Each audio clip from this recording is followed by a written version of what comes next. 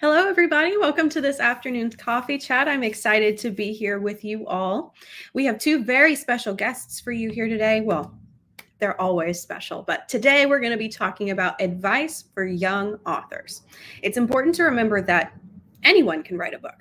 Now, of course, that's easier said than done. Writing a book is no small task, but your age doesn't matter. Amount of experience doesn't matter. Anyone can get started writing a book. All you need is an idea and a lot of dedication and a lot of time to put into it. So today we have two guests to chat with and to ask several questions in the vein of giving advice to particularly young writers who don't know where to start.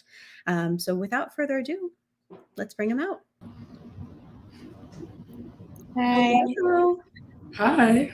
Hi. Thank you so much for having me. Yes, thanks for your time today. I would love for both of you to introduce yourselves to our audience.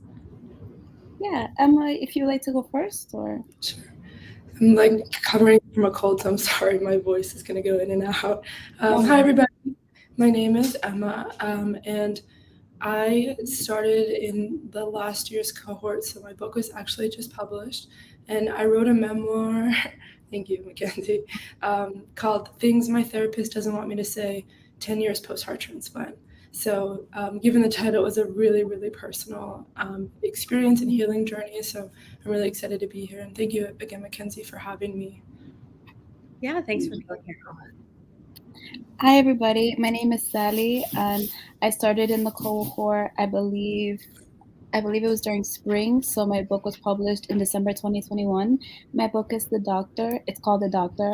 And I decided to write because I really wanted to just embellish a character that would just be looking exactly like me, but exactly had so many differences. And I wanted to input an alter ego, if that makes sense. I really wanted to show that everybody has a voice and to really just inspire anybody that if you have something, if you have an idea, go for it. Well, look at that. We're already jumping into our very first question. So, Sally, if you want to go ahead and start to elaborate on that further, you're welcome to keep talking. The question is, what inspired you to write a book?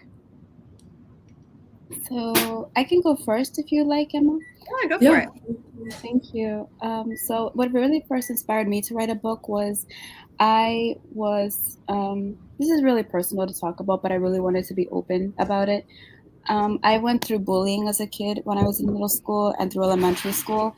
And it's an experience that has still impacted me to this day. And I remember thinking that maybe I wouldn't have been bullied if people saw me in a different way, if I had been so stronger, if I had been a different person, just completely different. And it really had an impact on me my whole life. And I thought I really wanted to write about my experience, but I wanted to write it as someone who was different than me, someone who looked just the same as me, but was just appearing to be stronger. And I actually wrote it through a college class prompt, and it was for a creative writing course. I remember the prompt was, if you could write about any alter ego that looks exactly like you, but they don't exactly appear like you, how would you put them as?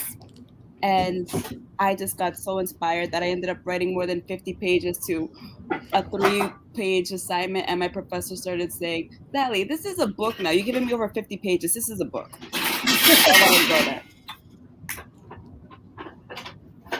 There's something very inspiring. And I mean, I strive for those moments of just being able to sit and just write without end. Like that is a gift. Yeah, that was nothing like my experience. Yeah, tell us about your experience. So, like my title suggests, right when my cohort started, my heart transplant anniversary turned 10. So I had been living, for those of you who don't know what organ donation is, it's like when you have a transplant from either a deceased or a living donor. And I had my heart transplant for 10 years in April 2021. And so it was kind of like a midlife crisis, I guess you could say. In order to look on for the next 10, I really wanted to feel secure and comfortable closing, the last decade. And so I thought, what better way to do that than write about it? And I kind of got through the last 10 years by journaling. And so a lot of my book is actually pulled from journal prompts that I have gone back to and edited and rewrote and kind of, I don't know, just like whiteboarded until it kind of seamlessly came together in a book. So it wasn't a very cool experience. It's kind of a bit chaotic, but yeah, that was, I guess, the catalyst was that anniversary. How long did it take you from sitting down and getting started on your manuscript to publishing? I think, Sally, I don't know if it was similar for you. It was like a 6-7 month content period, right? And then after the content, we had almost like a done manuscript, pretty much, like 90% done. I don't know, Sally, because you sounded like you did most of it in class. I did write the first half in class, but when the pandemic hit, it was before. It was Okay. before 2020, so I ended up, because I was studying and I was also working, I took about half a year sabbatical, like a hiatus, and then it wasn't until the pandemic hit that I ended up writing more. But when I started getting more into the program, I ended up editing some stuff and then taking them out. So it was like a mix of both. Yeah, it's very powerful being able to like work through an actual like a program that holds your hand and guides you through the writing process. In addition to, for me, the most powerful is that like accountability measure of like meeting up with other people to write. We love a writing group. So kind of going along with that, talking about and expanding on the writing journey. How has the book writing process, and feel free to just talk about your writing journey in general to lead up to this, helped you refine your message and brand? Because we all know that author branding is important to get our books into the hands of the people who we want to read them. Sally, if it's okay, I'll take this one because I think it's interesting. I haven't actually seen my book yet. I'm waiting for the copies to come in for my author community. So this question is, I've been really thinking about this a lot because it's been very conceptual up until next week when the books come, of like my brand and how I talk about it and how I present about it. And so this last year has really given me the time to fully submerge myself into my narrative, which is a really unique experience that I was able to put away, a lot of distractions and work, and I was able to just dedicate this whole year to finishing this project. And so kind of being hyperfixated on it has allowed me so much time to reflect and reiterate and reflect.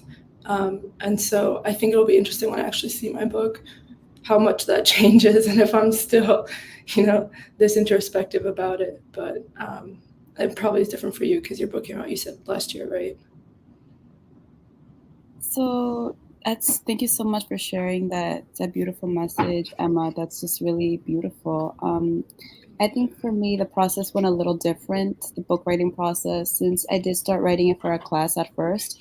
And then I recall just not really thinking that my book was really going to go anywhere. I was thinking to myself, who's going to want to read a psychological thriller book if it's just so crazy? It's just, I had so many ideas that I didn't think would go anywhere. But I really wanted to refine the message that, I really wanted to define this message that whether forgiveness or revenge versus forgiveness, whether or not which one was the really best option to go for.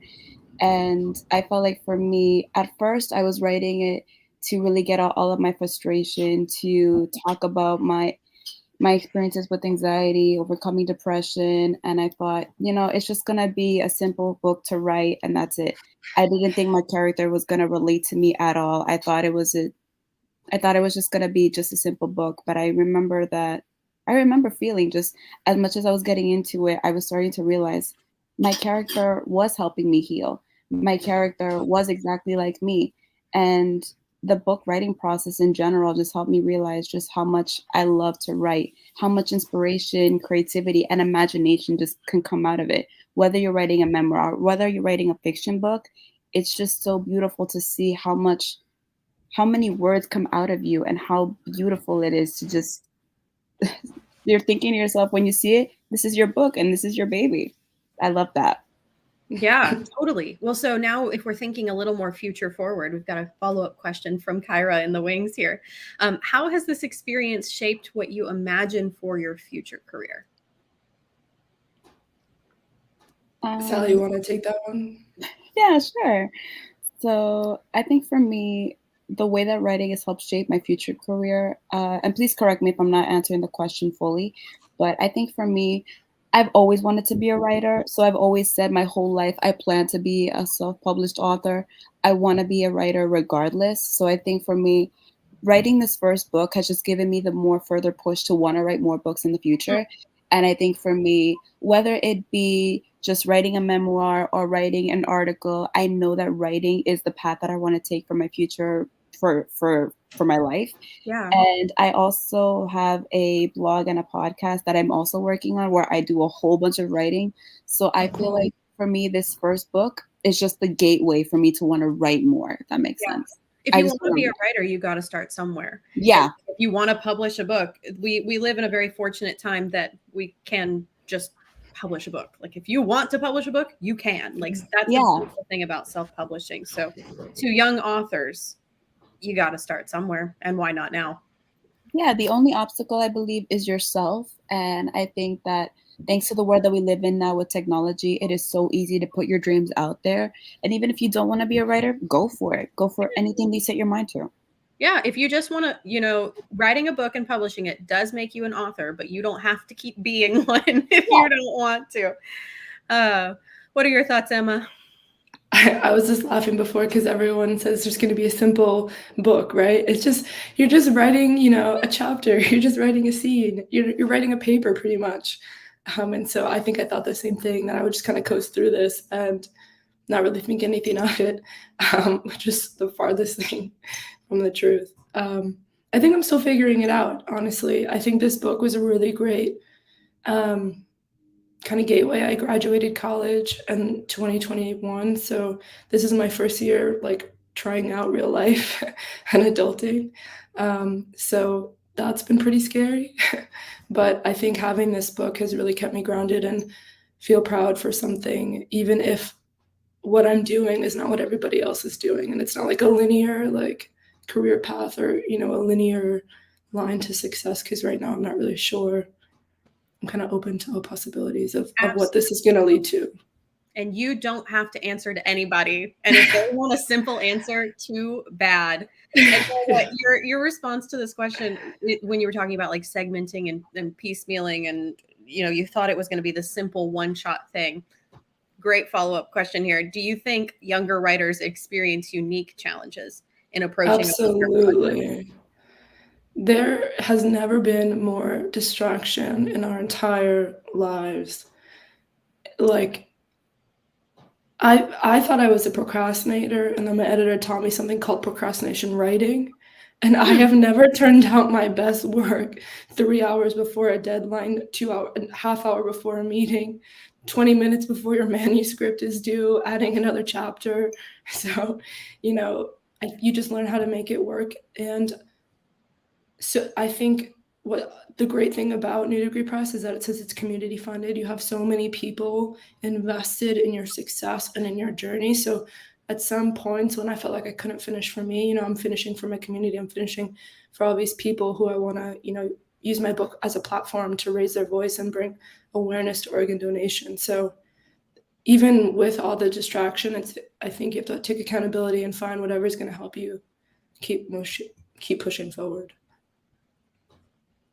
I'd love to add on to that. I completely agree. I think that depending whether or not at any age, I think everybody experiences challenges in their own way, whether it be personal, whether it be at home, whether it be at work. I think that everybody experiences challenges, and depending on how long your book is, how long your projects would be, I think that everybody goes through their own different challenges. But I think like Emma said, at New Degree Press, you feel like there's a lot of support for you. And you also, I can definitely remember talking to my editor and knowing that when I was really feeling frustrated and thinking my book wasn't going anywhere, I would just be able to talk to him, and he gave me so much good insight. He actually introduced me to procrastination writing as well. And I remember thinking, oh, what is this? I've never heard that before in my life. And I thought, you learn something new every day. I even learned this technique where it said that if you don't have anything in mind to write, just write, I have nothing to write, I have nothing to write, I have nothing to write, and repeatedly writing that again until something comes out. So I love that whole supportive environment, just being able to talk about how exactly you're feeling and knowing that someone is always right behind you. And that was just so amazing. Absolutely. Well, so in line with that, if you could go back and give yourself advice at the beginning, the very beginning, when you started this whole thing, what's one thing that you would tell yourself? I don't know if Emma, you would like to go first or? Well, I think kind of referring back, not only a distraction, but like I got COVID during the middle of writing. Like I moved during the middle of the writing. So like life didn't really stop right while this project was going on. So I think if I would have told myself at the beginning, like, even though that you're fully submerged in this project, like everybody around you, right, is going about their everyday life. So I wish I would have taken it a little bit more seriously what I was doing, because I never, and this is like truthfully, I never thought that I would finish. So I didn't let myself think about the end, because I didn't want to be disappointed, right? Like this is a huge deal, a huge undertaking. And when I was going through stuff too, and then having to write about it and turn in a chapter about it, it got really hard. So in my head, I was like, okay, you're not going to finish, and it's okay if you don't. And so I was kind of okay with that. And now that my book is coming out next week, I wish that I would have taken more time to like talk about it, so that I'm not doing all the talking that's coming out, and kind of work backwards a little bit.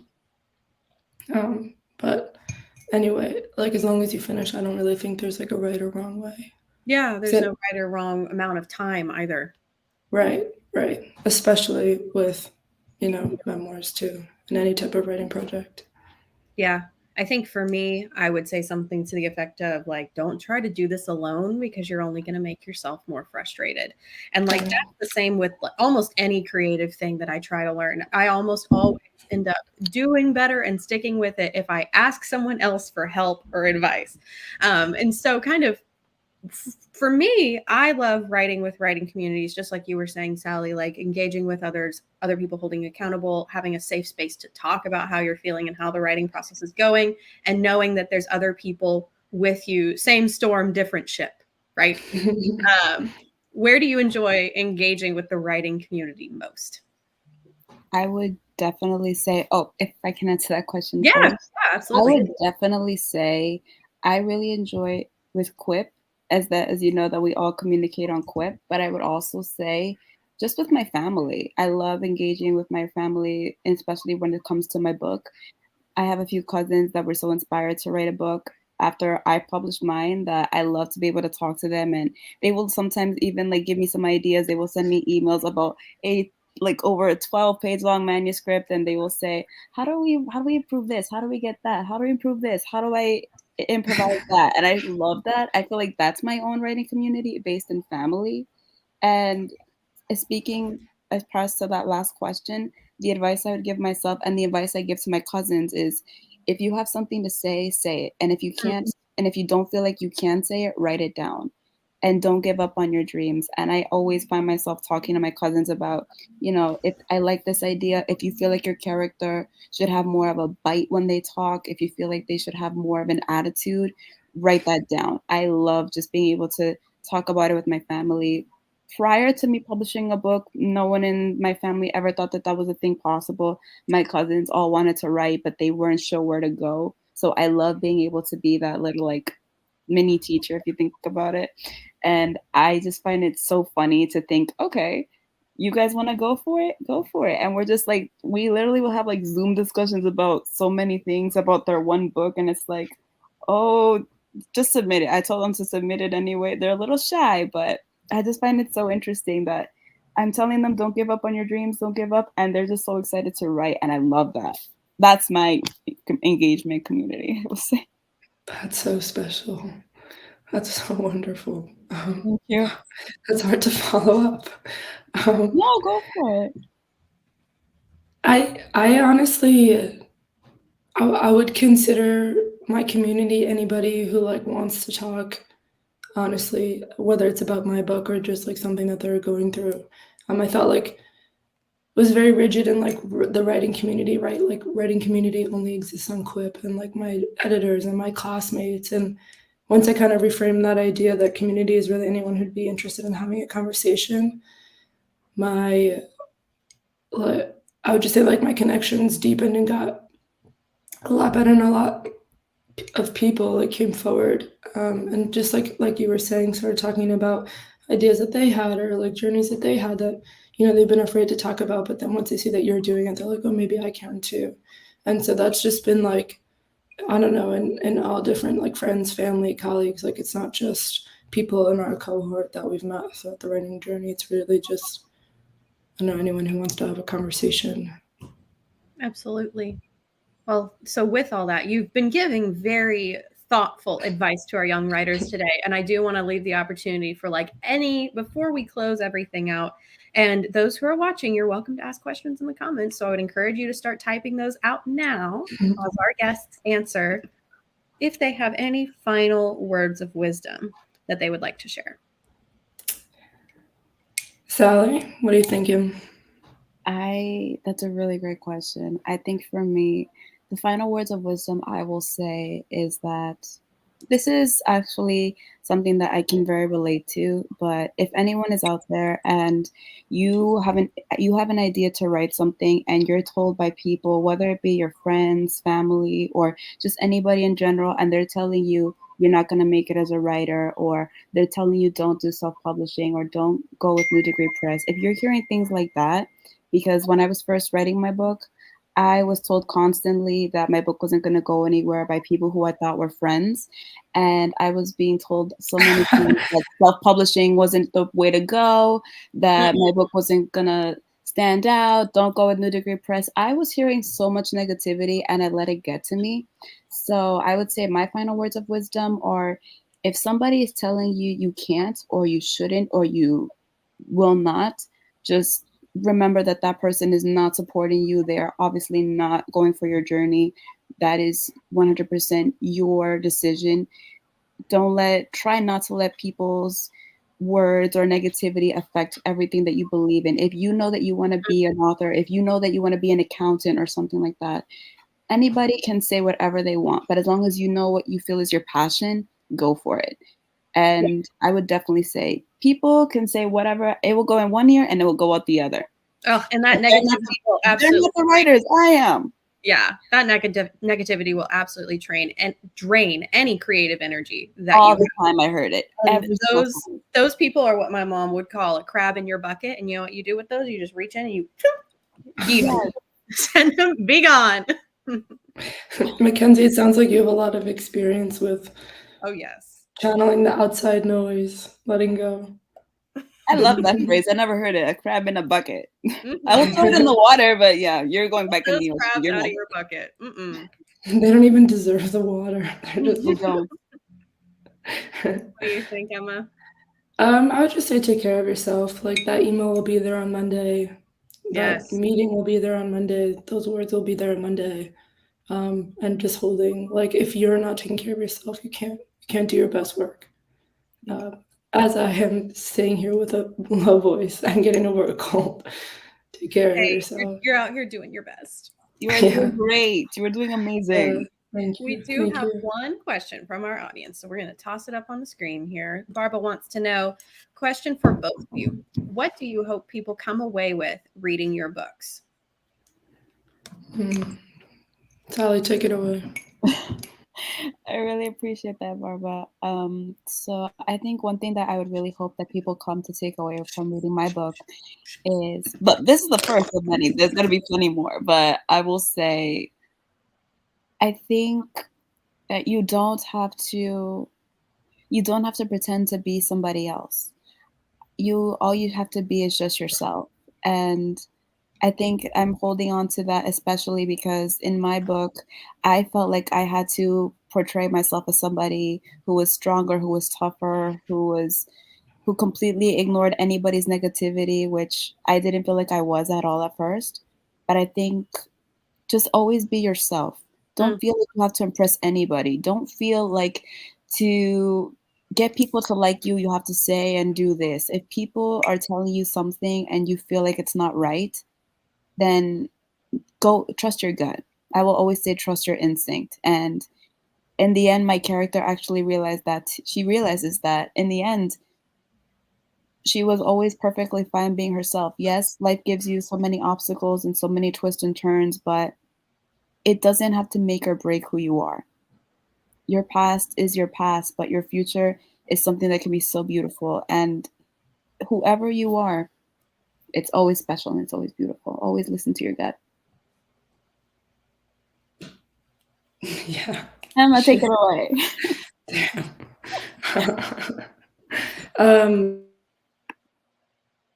For young writers, it can be particularly overwhelming and almost like imposter syndrome to like trust your voice, right? Because there's so many people who are older than you, who have been in the space for longer than you, have more experience than you, and so it's easy to get distracted by that noise too. So I would say, specifically for my book, on my healing journey, I would just say that there's no right or wrong way to heal from anything, or right or wrong way to feel about anything. So similar to trusting yourself, as long as like you stick to your truth, the rest will fall into place, hopefully. Amazing. What inspiring words for just a casual Thursday afternoon. Yeah, Sally, really. No, Emma, you have given a lot of good advice. And I think it's also because we were both in this situation as well. We were both just authors just recently. So I feel like that's why we have a lot of words of insight.